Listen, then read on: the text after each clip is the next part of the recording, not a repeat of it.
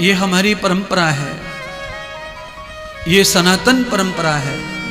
अगर ये चारों आश्रमों का कोई मनुष्य निर्वाह करता है तो वो सबसे पहले तो फायदा उठाता है कि वो बुढ़ा नहीं होता है, बीमार नहीं होता है, अपमानित नहीं होता है और त्रसित नहीं होता है, परिवार से औलाद से उसको तिरस्कार नहीं मिलता है। ये चार आश्रमों का पालन कर ले तो। पर बदकिस्मती क्या है आज के युग में? आज के युग में बदकिस्मती ये है कि मृत्यु पर्यंत आदमी गृहस्थ ही भोगता रहता है और इस कारण वो तिरस्कार का शिकार हो जाता है, अपमान का शिकार हो जाता है। परिवारी जन उसका सम्मान नहीं करते, परिवारी जन उसका सत्कार नहीं करते, परिवारी जन उसकी सेवा नहीं करते। क्यों नहीं करते? आप स्वयं जानते हैं। आपके जूते चप्पलों को 2 साल हो जाए, चप्पल में घिसाव आ जाए, गड्ढा पड़ जाए, तनी टूट जाए, तो आप क्या करते हैं? उसको आप उसे कंडम करके फेंक देते हैं, कूटे कटकड़े में डाल देते हैं। चप्पल में घिसाव नहीं पड़ा है और तनी टूट गई तो आप उसे सिलवाने की कोशिश करते हैं, कुछ दिन पहन लेंगे। पर जिसमें घिसाव भी पड़ गया और तनी भी टूट गई तो आदमी उसे फेंक देता है और उसकी ओर देखता नहीं है। यही हाल बुजुर्गों का होता है, बूढ़े शरीर का होता है। वो कंडम हो जाता है, किसी के काम का नहीं रहता, ऐसा लोग सोचते हैं। पर मैं आपको बताना चाहता हूं, मानव का शरीर मृत्यु पर्यंत, चाहे वो 200 साल का हो, चाहे 300 साल का हो, चाहे 80 साल का हो, अंतिम समय तक मानव का शरीर काम का ही रहता है। अगर उसमें राम विराजमान है तो वो कभी भी निष्काम, कभी भी दुष्काम नहीं होता, हमेशा ही सकाम बना रहता है, हमेशा फलदायी बना रहता है। पर वहां भी बदकिस्मती है मानव की, राम नहीं है शरीर में। राम होके भी राम का स्थान दूसरों को दे रखा है सबने। कोई बिरले लोग ऐसे हैं जिनके शरीर में राम विराजमान है, महादेव विराजमान है, उनकी जगह उन्हें प्राप्त है।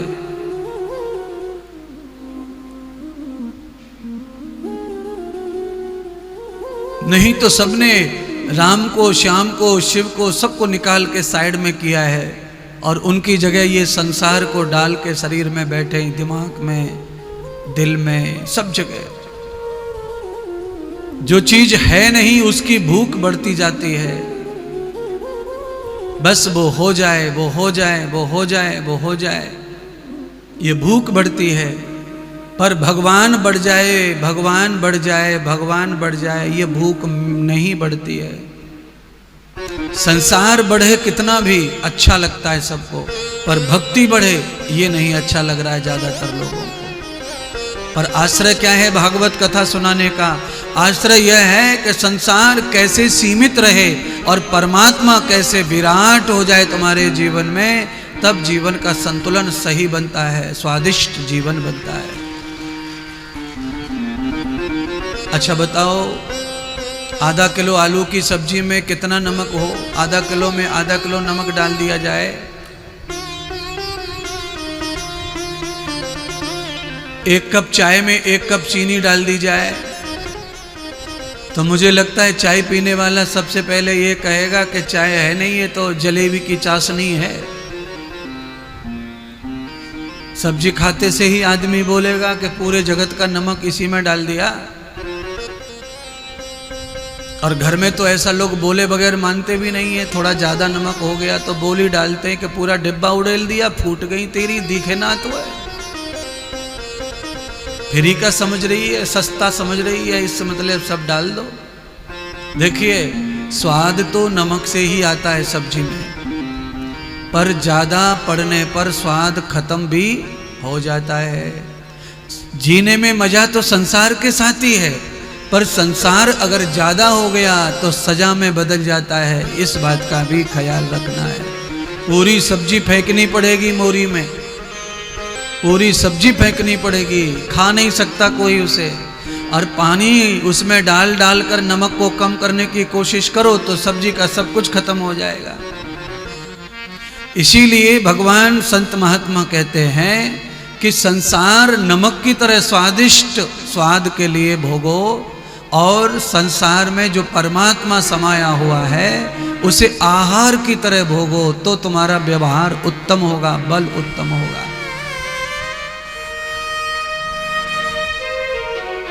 कभी कभी पहले पुराने जमाने में गरीबी थी सब लोगों के घर में, तो लोग नमक रख के रोटी खा लेते थे। प्याज का टुकड़ा रख लिया, नमक रख लिया, खाली रोटी नमक और प्याज से। सब्जियां हफ्ते में एक आध बार बनती थी, रोज वही। पर इसका मतलब ये नहीं है कि रोटी में कितना नमक, वही चुटकी भर नमक, उससे ही पेट भर जाता। तो बस आज की कथा में आपको ये समझना है कि संसार स्वाद के लिए है, संसार को लाद करके घूमने के लिए नहीं है। संसार स्वाद, और स्वाद सीमित होना चाहिए। इसीलिए हम लोग सब्जी छौंकते हैं तो थोड़ा थोड़ा सब मसाला डालते हैं। टमाटर ज्यादा डाल दो चल जाएगा, आलू ज्यादा डाल दो चल जाएगा, मटर डाल दो चल जाएगा, पर जीरा डाल दिया टमाटर के बराबर नहीं चलेगा, हल्दी डाल दी आलू के बराबर नहीं चलेगा। इसीलिए 7 रंग सब स्वाद संसार में है, और जो 7 रंग 36 गुण संसार में है, उन सारे गुणों को सीमित मात्रा में जब आप डालते हो तो सर्वानंद आ जाता है स्वाद में, और उसकी लिमिट खराब हो जाए तो स्वाद खराब हो जाता है। उसी तरह संसार को भोगना है। राजा भरत की कथा सुना रहा था। राजा भरत ने त्याग कर दिया संसार का और जंगल में चले गए, और जंगल में गए तो महान तप किया और तपस्या सफल हो गई राजा भरत की। राजा भरत की जब तपस्या सफल हो गई तो आज राजा मुक्ति के दिन में पहुंच गए। आज मुक्ति होने वाली थी राजा की। मुक्ति होने से पहले राजा ने कहा कि चलो स्नान कर लो, नदी में स्नान के लिए चले गए।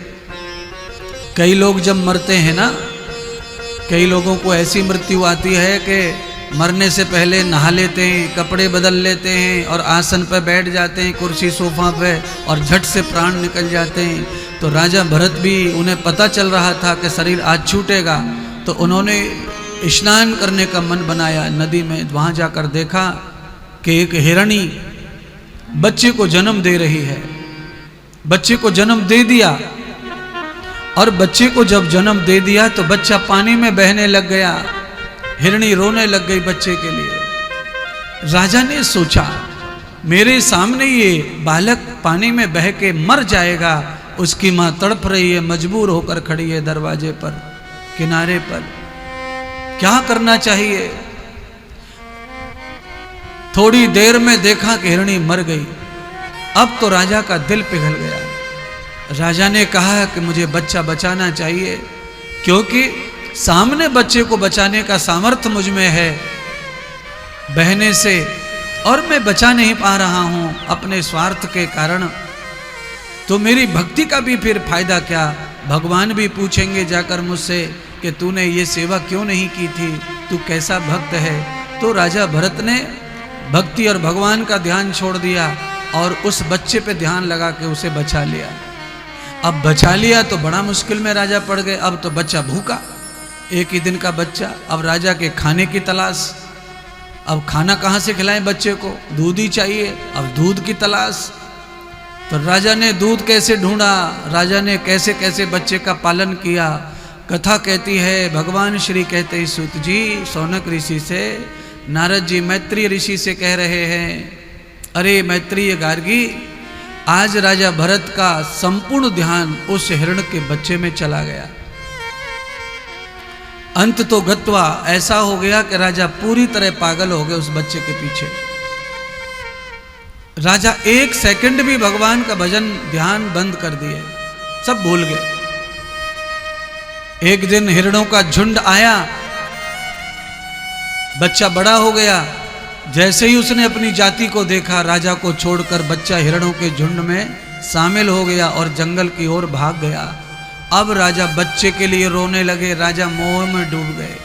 अब राजा भरत बच्चे के लिए डोलते डोलते जंगल में, अंतिम समय राजा का हुआ कि राजा को मौत आ गई। जिस राजा को मुक्ति मिलने वाली थी वो राजा जो है फिर से द्वंद्व में पड़ गया उस हिरण के मोह में।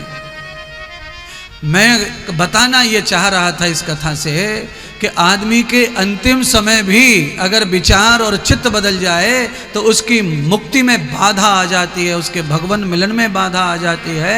क्षणिक सा भी राग आपको विराग से परेशान कर देता है और फिर इसी जंजाल में, इसी माया लोक में आपको भटकने के लिए मजबूर कर देता है। राजा मृत्यु को प्राप्त हो गए तो राजा का चित्त हिरण में लगा था, तो राजा को मरने के बाद में दूसरा जन्म हिरण का मिला। अब आप कल्पना करो, मरते समय आपका चित्त न जाने किस लोक में कहां लगा होगा।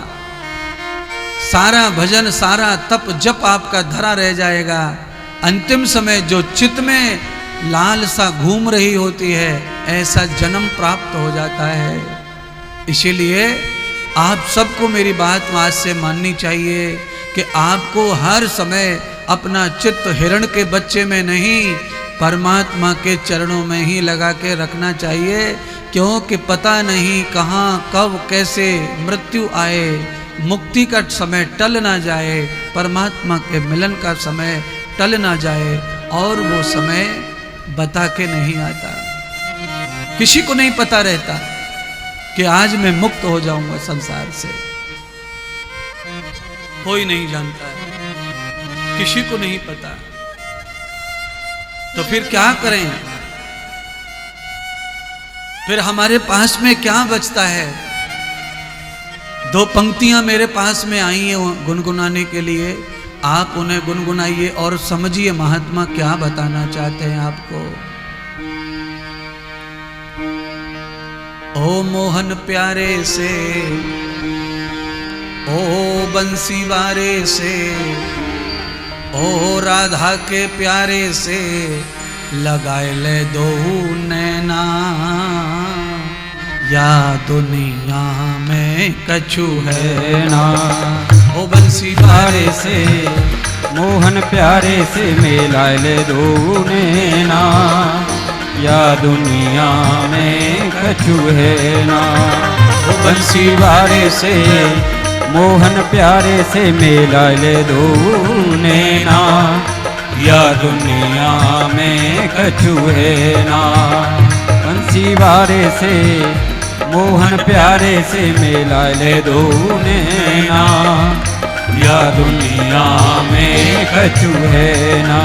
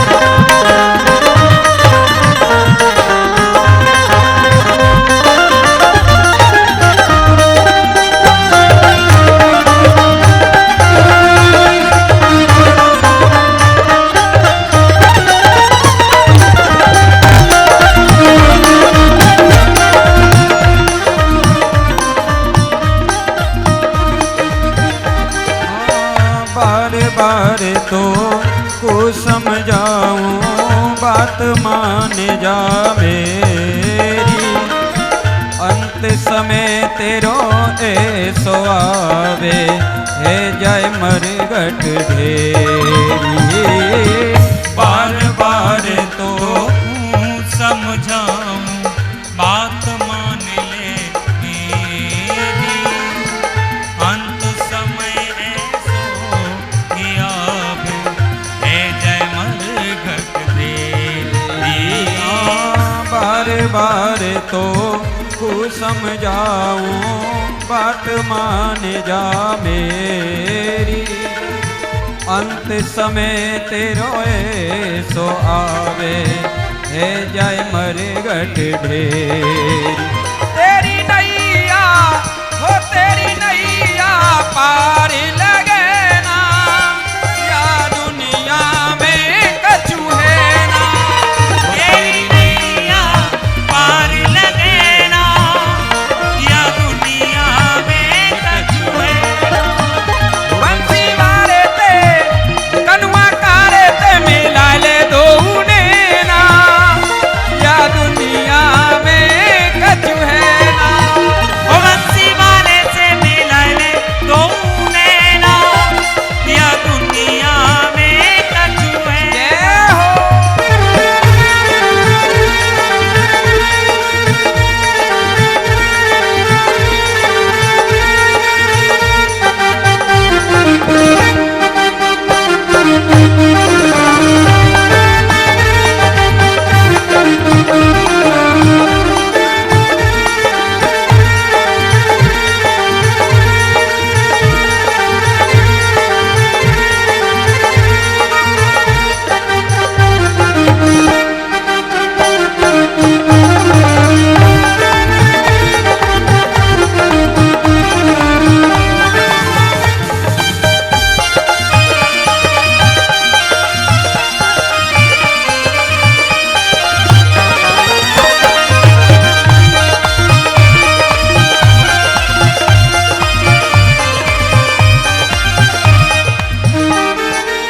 वायदा करके आयो बंदे, वायदा को तू भूल्यो। काम क्रोध मद लोभ मोह में डोले फूल्यो फूल्यो। वायदा करके आयो बंदे, वादा को तू भूलो। काम क्रोध मद लोभ मोह में डोले फूलो फूल। वायदा करके आयो रे बंदे, वायदा को तू भूल्यो। काम क्रोध मद लोभ मोह में डोले फूल्यो फूल। तेरे पल्ले हो तेरे पल्ले कछु पड़े ना, या दुनिया में कछु है ना। तेरे पल्ले कछु पड़े ना, या दुनिया में कछु है ना। बंसी वारे ते हो कनुआ कारे ते मिला ले दो ना, या दुनिया में कछु है ना। ओ बंसी वाले से मिला ले दो नैना, या दुनिया में कछु जय हो।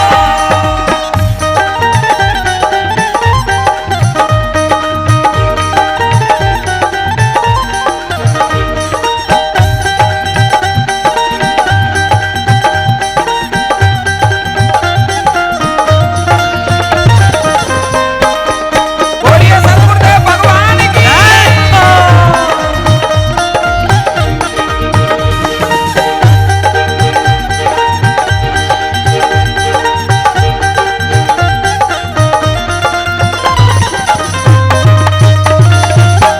जय हो प्यारे।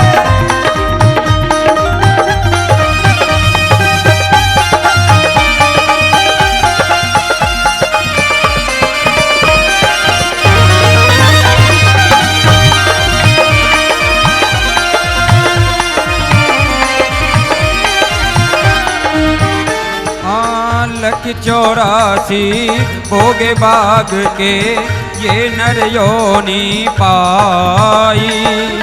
बिना भजन के वृद्ध अवस्था सब है तूने गंवाई। लख 84 भोगे भाग के ये नदियों में पाई। बिना भजन के वृद्ध अवस्था सब तूने है गंवाई। लख 84 भोगे भाग के ये नरियोनी पाई।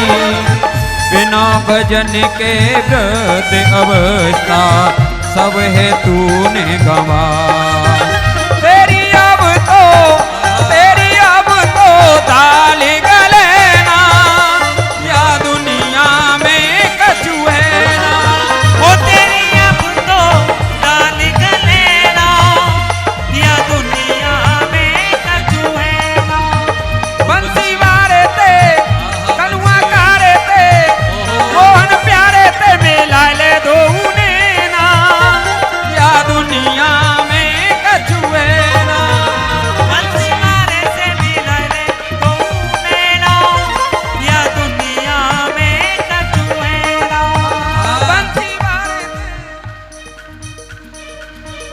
घनश्याम सेठ, तुम्हारे पड़ोस में जो खड़े हैं अब इनका नंबर है अगली कथा, इसीलिए थोड़ा अभ्यास इनको भी करवा दो। अब इधर उधर का बहुत हो गया देखा देखी, अब आंखों को सही जगह लगाओ। ओ बंसी वारे से, ओ मोहन प्यारे से लगा ले तूने ना, या दुनिया में कछु है ना। बंसी मारे से मिला ले दो नैना, या दुनिया में कछु है ना। बंसी वारे ते कनुआ कारे ते, मोहन प्यारे ते मिला ले दो ना, या दुनिया में कछु है ना। ओ मोहन प्यारे से मिला ले दो नैना, या दुनिया में कछु है ना। बंसी वारे ते मिला ले दो ना, या दुनिया में कछु है ना। ओ बंसी मारे से मिला ले दो नैना, या दुनिया में कछु है ना। या दुनिया में कछु है ना, ओ या दुनिया में कछु है ना। या दुनिया में कछु है ना।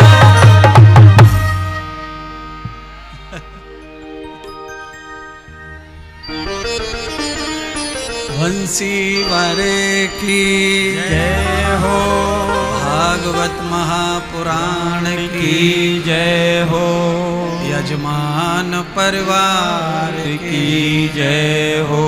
जय जय श्री राधे, जय जय श्री राधे, जय जय श्री राधे। बोलिए श्री सतगुरुदेव भगवान की जय। तमस्तं धर्मो प्रियाणाम न हि तत्तलक्षणौ कर्मस्य भूय। भगवान सूत जी कह रहे हैं कि हे सौनक आदि ऋषियों, आज सुखदेव जी का पूर्णतः जन्म हो गया और वो भागवत का तप कर रहे हैं गंगा के तट पर। अब उनके मुखारविंद से कथा सुनने का मौका राजा परीक्षित को मिले तो सौनक आदि ऋषियों ने कहा, गुरुदेव, राजा परीक्षित कौन है, इनका जन्म कौन से कुल में हुआ और श्री सुखदेव जी के मुखारविंद से इन्हें भागवत कथा श्रवण करने का अवसर कैसे प्राप्त हुआ। सारी कथा विस्तार पूर्वक सुनाएं। सूत जी कथा सुनाने लगे विस्तार पूर्वक। कल हमने परीक्षित महाराज के गुरुदेव श्री सुखदेव जी महाराज की कथा सुनाई थी, पूरा 3 घंटे विस्तार किया था। आज आदरणीय भगवान सुखदेव जी के मुख से कथा सुनने का जो फल है वो अद्भुत माना गया है।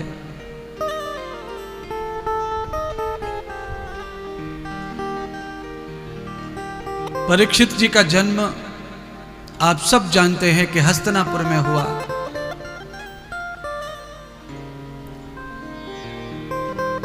पांडवों के कुल में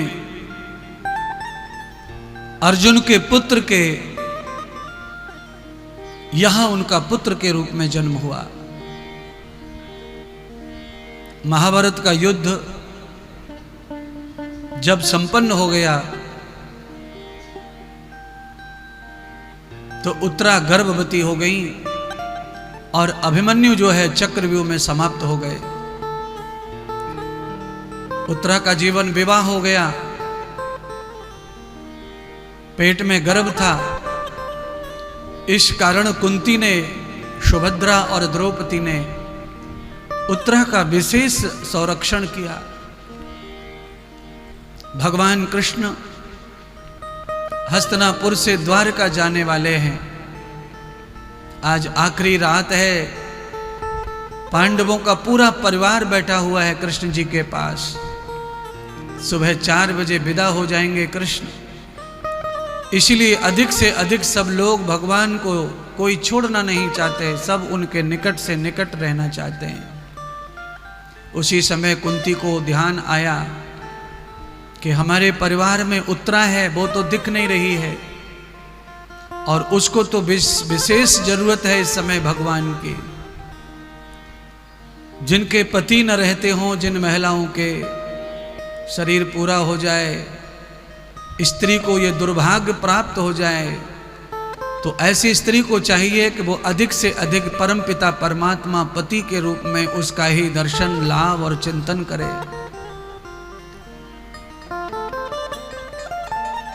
द्रौपदी लेकर आई उत्तरा को और भगवान को द्रौपदी ने सब कथा सुनाई। ये अभिमन्यु की बधू है और ये मां बनने वाली है। हे प्रभु, आप इस पर अपनी दृष्टि डालो, जिससे पांडवों का चिराग, पांडवों का वंश अद्वितीय अचल हो, कल्याणकारी पुत्र पैदा हो। पहले गर्भवती महिला को शरीर को देखकर ही पता चल जाता था कि उसके पेट में कन्या है या उसके पेट में पुत्र है।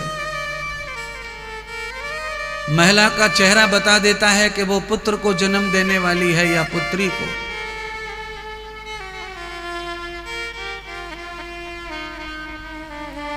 विज्ञान में भी ऐसा माना गया है कि महिला के शरीर पर 7वें 8वें महीने में जरा सूजन आ जाए तो फिर आदमी को समझ लेना चाहिए कि ये कन्या को ही जन्म देने वाली है। अगर 9वें महीने तक शरीर में कहीं भी सूजन वगैरह नहीं आती है तो समझना चाहिए ये पुत्र को जन्म देने वाली है। तो बहुत बड़े विज्ञान की आवश्यकता नहीं है। हमारे तो अनपढ़ माताएं पहचान लेती थी पहले। गांव में कई माताएं ऐसी बुजुर्ग रहती थी जिनको बड़ी प्रसिद्धि प्राप्त थी इस बात की। किसी की डिलीवरी हो रही है घर में तो उस माता को बुला के लाओ, उस दादी को लाओ, उस मौसी को लाओ। तो लोग उसको बुला के लाते थे और वो बढ़िया तरह से डिलीवरी कर देती थी। जच्चा बच्चा दोनों अच्छा। अब तो गांव में कोई कितना भी सयाना माता हो, बूढ़ी हो, समझदार हो, उसका कोई महत्व नहीं बचा। क्योंकि अब जितना डॉक्टर और नर्स के ऊपर भरोसा है उतना किसी के ऊपर भरोसा नहीं करता कोई। कभी कभी डॉक्टर से भी ज्यादा अनुभव बिना डिग्री वाले को हो जाता है। सरकारी अस्पतालों में तो पहले चपरासी जो रहता था वही डॉक्टरी करता रहता था सालों सालों तक। डॉक्टर के साथ रहकर वो इतना ज्यादा सीख जाता था।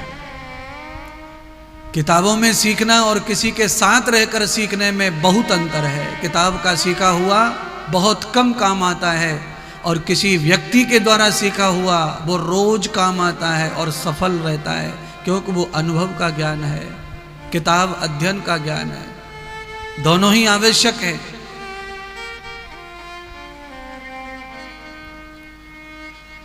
डॉक्टर के रूप में अनुभव समाज को संचालन करने में बड़ा सहयोग है डॉक्टर का। पर यह भी नहीं है कि सिर्फ डॉक्टर से ही समाज संचालित हो रहा है। बड़े बड़े घरेलू उपचार हैं जो लोगों को आते हैं, लोग जानते हैं, वो भी एक माध्यम है, यह भी एक माध्यम है। द्रौपदी ने कह दिया कि इसके पुत्र गर्भ में बेटा है और हे कान्हा, हे कृष्ण, हे केशव, आप अपनी परछाई इसके गर्भ पर डाल दो आशीर्वाद के रूप में। परछाई का मुझे लगता है काफी प्रभाव होता है।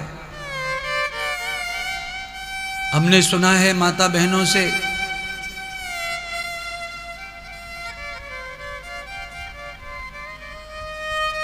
एक आध बार हम जो लोग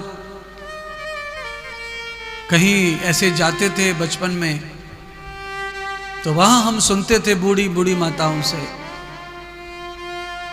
कि अचार की बरनी धूप में रखी है, उसके नजदीक वो छोटी बहू को मत जाना, छोटी बहू को रोक देते थे, वहां मत जाना, अचार की बरनी के बगल से मत निकल जाना, तेरी परछाई पड़ी तो अचार खराब हो जाएगा, ये हो जाएगा, वो हो जाएगा। तो इससे मुझे लगता है परछाई का भी प्रभाव होता है। कई लोगों की परछाई इतनी खतरनाक होती है कि तुलसी पे पड़ जाए, तुलसी सूख जाए। कई लोगों की परछाई ऐसी होती है कि सूखी हुई तुलसी हरी हो जाए। कई लोगों का पैर पड़ जाए घर में तो नाश कर दे, कई लोगों का पैर पड़ दे तो वाह वाह करवा दे, जय जयकार कर दे, फैक्ट्री खुलवा दे, कंपनी खुलवा दे। पता नहीं किसके पैर में कब कहाँ पदम लेटा है और कहाँ पर नाश लिखा है। हम में तुम में ही सब कला है। आपके और हमारे पैर में ही जादू है, दुख देने का, सुख देने का।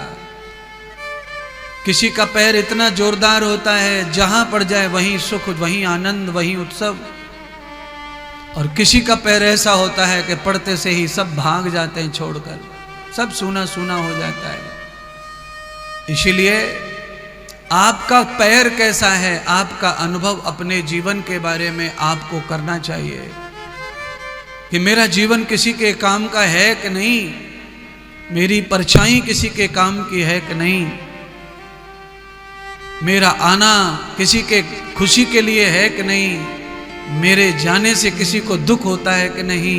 ये सब आपको खुद भी अनुभव करते रहना चाहिए। आपका अपना निरीक्षण खुद करना चाहिए।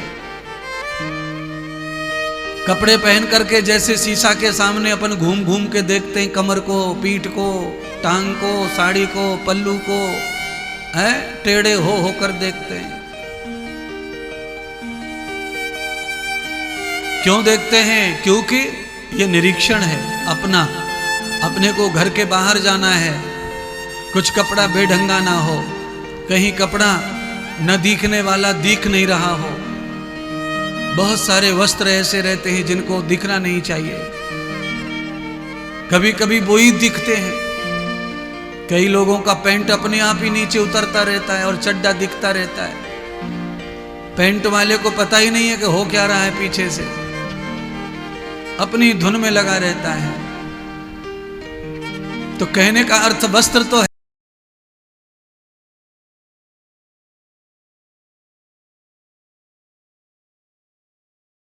यह है कि शरीर में आने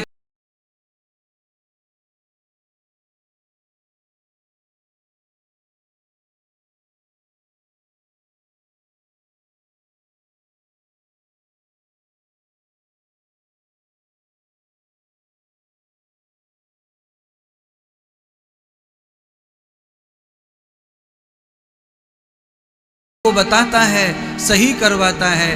वैसे ही हमारे जीवन में जो गुरु होते हैं वो भी शीशे की तरह तालमेल को ही सही करवाते हैं। जीवन में क्या बेढंगा हो गया, क्या जीवन में निकल गया, क्या दिख रहा, क्या नहीं दिख रहा। जब गुरुदेव सामने आते हैं तो वो शीशा ही बनकर खड़े हो जाते हैं। आपकी अच्छाई और बुराई दोनों को वो दर्पण में दिखाते रहते हैं। ज्ञान का दर्पण, सत्संग का दर्पण, वैराग्य और विवेक का दर्पण जब सामने लग जाता है तो सब कुछ तुम्हें दिखाई देता है। कल्पना करो, एक महात्मा के पास में एक भक्त आया। उसने महात्मा से कहा, महाराज, महात्मा जी, मुझे अंधेरे में कुछ नहीं दिखता। महात्मा ने कहा, अच्छा कुछ तो दिखता होगा। तो उसने कहा, नहीं, मुझे कुछ नहीं दिखता अंधेरे में। तो महात्मा ने कहा कि कुछ तो दिखता होगा। उसने फिर कहा कि मुझे कुछ नहीं दिखता। तब महात्मा ने कहा कि अंधेरे में आदमी को अंधेरा को दिखता है, रात में आदमी को रात तो दिखती है, पर रात में और कुछ सामान न दिखे वो माना जा सकता है, पर रात में रात ना दिखे वो कैसे माना जा सकता है। महात्मा ने अंत तो उपदेश दिया और कहा, जिस आदमी को रात में रात अंधेरे में अंधेरा तक नहीं दिखता, उसे कभी उजाला भी दिखने वाला नहीं है। अर्थात इस मुहावरे का अर्थ क्या है? इस मुहावरे का अर्थ है, जिस आदमी को अपना अज्ञान नहीं दिखता है, उसे कभी ज्ञान भी मिलने वाला नहीं है। इसीलिए कम से कम अंधेरे में अंधेरा तो दिखना चाहिए, नहीं दिखता तो समझना चाहिए कि अंधेरा है। महात्मा ने सच उपदेश दे दिया कि ऐसे मूर्ख को कुछ नहीं दे के फायदा। जिसे अंधेरे में अंधेरा नहीं दिख रहा, उसे उजाला कैसे दिखेगा? अज्ञान जिसे समझता नहीं है, उसे ज्ञान की उपलब्धि नहीं है। आप सब लोग बड़े भाग्यवान हैं कि आपको अपना अज्ञान दिख रहा है, इसीलिए आप अपना घर बार से छोड़कर यात्रा करके पांडाल में आए हैं ज्ञान पाने के लिए। क्योंकि जिनको अपना अज्ञान समझता है वो ज्ञान ढूंढते ही रहते हैं। आपको मिल गया आज ज्ञान का स्थान, आप आ गए। अब कुछ न कुछ आपको आज अवश्य मिलेगा ज्ञान के रूप में। भगवान ने आशीर्वाद दे दिया, सतायस्य भव अमृत्य भव। हे बालिका, तेरे गर्भ में जो बालक है अब वो अजय है, उसको अब कोई मार नहीं सकता है, और उसका ये पावन जन्म है। भगवान ने जैसे ही आशीर्वाद दिया, उत्तरा को लेकर के उत्तरा के महल में द्रौपदी छोड़ के आई। उत्तरा विश्राम ही कर रही थी। इतनी ही देर में द्रोणाचार्य के पुत्र अश्वत्थामा ने पांचों पांडवों को मारने के लिए ब्रह्मास्त्र का प्रणाम कर दिया, ब्रह्मास्त्र छोड़ दिया। ब्रह्मास्त्र निकल तो गया, नारद जी को पता चला। नारद जी जान गए कि ब्रह्मास्त्र कभी खाली नहीं लौटेगा, पांचों पांडवों को आज जला देगा। अगर पांचों पांडव आज मर गए तो भगवान कृष्ण ने द्रौपदी को जो वरदान दिया है, सदा सौभाग्यवती भव, भगवान का वरदान झूठा पड़ जाएगा तो कैसे होगा? ये तो ब्रह्मास्त्र झूठा पड़ जाएगा तो कैसे होगा? नारद जी जैसे महान संत का काम क्या है? दोनों पक्षों को सही कर देना, किसी को नुकसान न पहुंचे। उधर द्रौपदी को भी नुकसान नहीं पहुंचा, भगवान के वरदान को भी सत्य कर दिया और अश्वत्थामा को जाकर समझाया, अरे मूर्ख, तूने जो ब्रह्मास्त्र छोड़ दिया है पांडवों को मारने के लिए, अब वो पांडवों को मार देगा, तुझे ऐसा लगता है। पर सुन, पांडवों को भगवान श्री कृष्ण ने वरदान दिया हुआ है द्रौपदी के रूप में, और द्रौपदी सदा सौभाग्यवती मरेगी, उसके पति उससे पहले नहीं मर सकते।